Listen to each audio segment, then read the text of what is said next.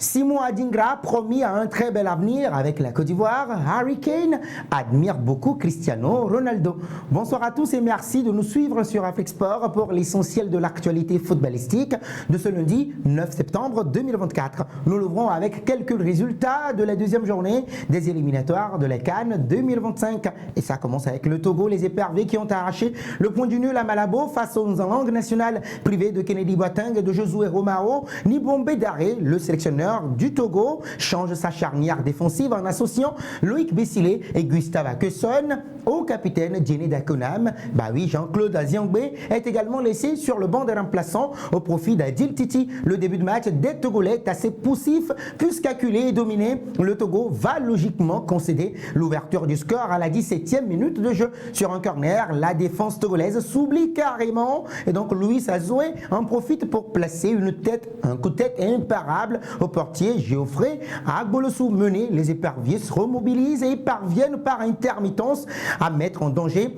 la défense équato-guinéenne. Sur l'une de ces descentes dans le camp adverse, le Togo obtient l'égalisation par l'entremise de Roger Aol au 45e. Le milieu de terrain de l'Espérance sportive de Tunis inscrit son premier but avec les éperviers du Togo. De retour des vestiaires, le Togo assiège encore une belle fois le camp adverse mais pêche dans le dernier geste. Péché mignon toujours. Evra Agbagnon manque de donner l'avantage au Togo à la 72e minute de jeu. La sanction est donc immédiate. Loïc Bessilé s'oublie et permet à Yannick Bouila de redonner l'avantage en langue nationale. Malgré ce coup de massue, le Togo n'abdique jamais et continue par mettre la pression. Une pression qui s'avère payante dans les arrêts de jeu. Sur un corner magnifiquement et magistralement déposé sur la tête de Labakodio Fodo par Evra Agbagnon, l'attaquant d'Al Ain surgit au second poteau et place une tête magistrale. Eh bien oui, ce qui remet les pendules à l'heure et permet donc au Togo de repartir de Malabo avec le point du nul, 2 buts partout. Nous restons avec les éliminatoires de la CAN 2025 et le Sénégal qui se reprend face au Burundi après son nul frustrant à domicile en ouverture de ces éliminatoires contre le Burkina Faso, 1 but partout. Le Sénégal s'est repris ce lundi en dominant le Burundi 0 but contre 1 au Bingu National Stadium à Lilongwe au Malawi pour la deuxième journée des éliminatoires de la CAN 2025 qui va se disputer au Maroc. Eh bien oui, face à des hirondelles assez muselées, eh bien oui, les Lions ont trouvé la faille sur un pénalty chippé à Sadio Mané en fin de partie, ravissant ainsi à leurs adversaires du jour la première place du groupe. Le Sénégal assure donc l'essentiel et prend provisoirement la tête du groupe L aux hirondelles reléguées à la seconde place dans l'attente du résultat entre le Burkina Faso et le Malawi ce mardi. La suite de cette édition avec Andy Delors, libre depuis son départ d'Oum Salal au Qatar en février dernier. Andy Delors va pouvoir rebondir très bientôt. Eh bien oui, le champion d'Afrique 2019 avec les Fennecs d'Algérie va bientôt s'engager du côté du MC Alger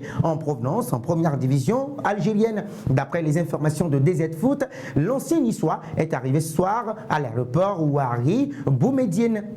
Le natif de Sète est en réalité dans une situation contractuelle assez complexe puisqu'il ne pourra s'engager avec un club qu'en cas de versement d'un montant de près de 2 millions d'euros à Oum Salal, ce qui l'a ainsi empêché de s'engager à Montpellier cet été. Ce détail devrait être ainsi réglé.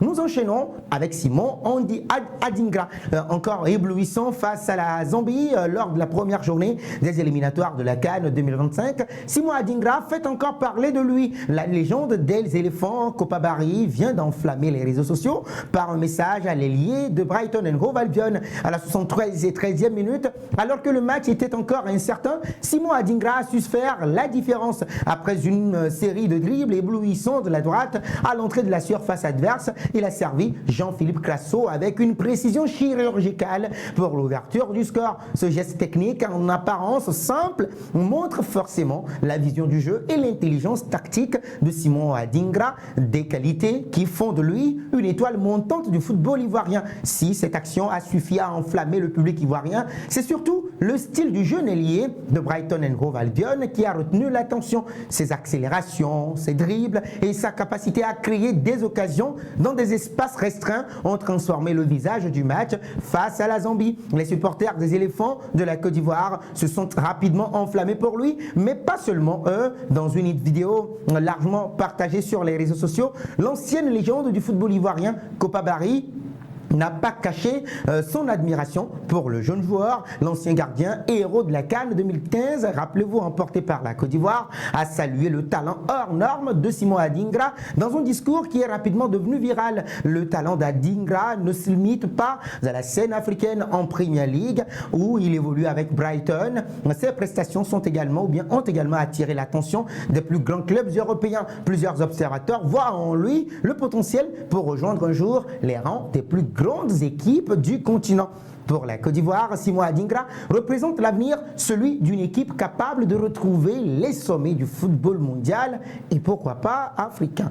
Terminons avec Harry Kane. L'Angleterre a emporté justement son derby samedi face à l'Irlande pour la première journée du groupe F de la Ligue des Nations. Les Three Lions ont battu l'Irlande après avoir été largement supérieurs durant toute la rencontre, 0 but contre 2. Titularisé, Harry Kane n'a pas marqué certes, mais a pourtant su se procurer de nombreuses occasions. Le capitaine anglais va même disputer, écoutez bien, son 100e match avec l'Angleterre ce mardi face à la Finlande. Une constance et une longévité qui pourrait rappeler Cristiano Ronaldo dans une moindre mesure. Interrogé sur le Portugais de 39 ans, l'attaquant du Bayern Munich a encensé le quintuple Ballon d'Or qu'il a bien évidemment érigé au rang de modèle ce lundi en conférence de presse d'avant-match. Et il dit ceci: je me sens en très bonne forme physique et mentale à l'apogée de ma carrière. Voir Ronaldo marquer son 901e but ou bien 901e but à 39 ans m'inspire pour jouer beaucoup plus longtemps que possible.